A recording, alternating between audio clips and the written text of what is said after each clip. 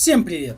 Сегодня я вам расскажу, как по-профессиональному расключить распределительную коробку. Досматривай это видео до конца, чтобы знать, как действуют профессионалы. Подписывайся на мой канал, ставь лайк и пиши комментарий. Приятного просмотра!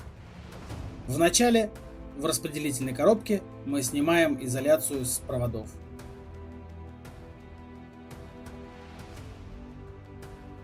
Если у вас есть профессиональный инструмент, желательно работать им, чтобы не повредить жилы и чтобы кабель у нас работал исправно.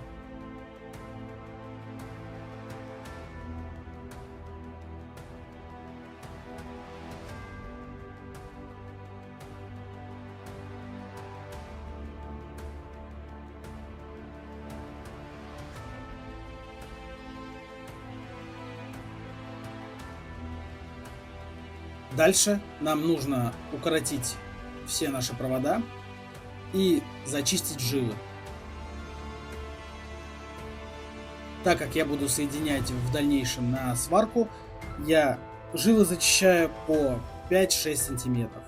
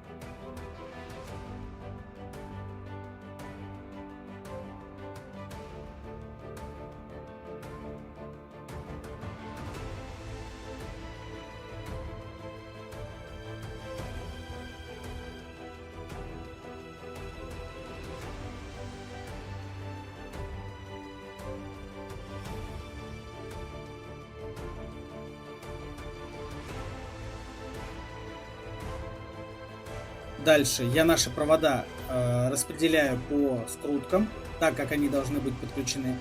И закручиваю скрутки шуруповертом, чтобы скрутка была красивой и аккуратной, чтобы контакт был на каждой жиле.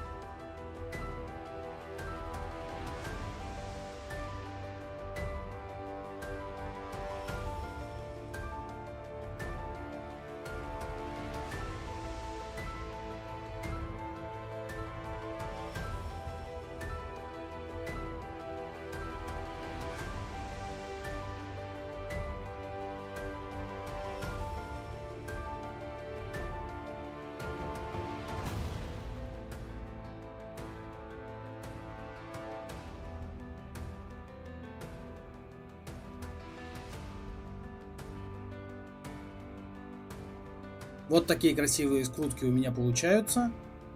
В дальнейшем мы их будем сваривать.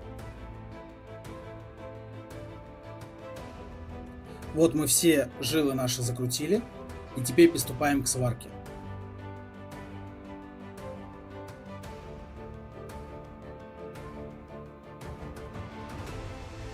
Варю я на маленьких токах и варю графитовым электродом. Этот электрод очень сложно найти, но одного электрода мне вполне хватает года на 3.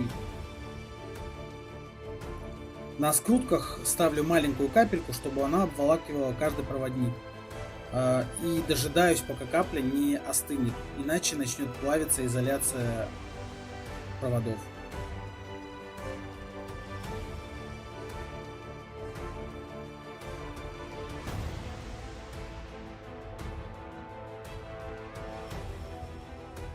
После сварки дожидаюсь, пока скрутки остынут, и нужно их заизолировать. Обычно я изолирую термоусадкой, но в этот раз у меня ее не было под рукой, и изолирую уже изолентой. Этот способ тоже приветствуется. Разные мастера выбирают для себя самый удобный для себя способ.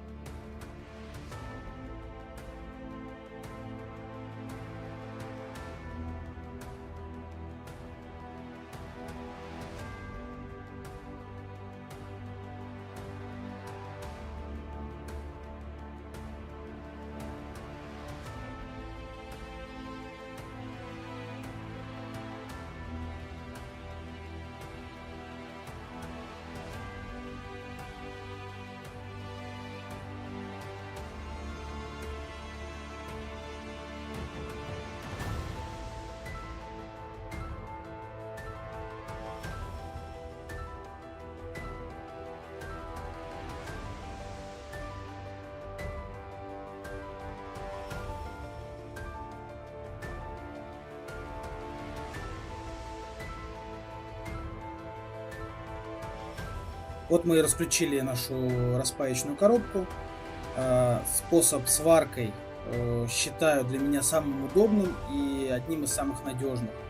За натяжными гипсокартонными потолками это самый лучший способ, чтобы обезопасить ваши соединения. Спасибо за просмотр. Подписывайся на мой канал, ставь лайк, пиши комментарий. Спасибо за просмотр.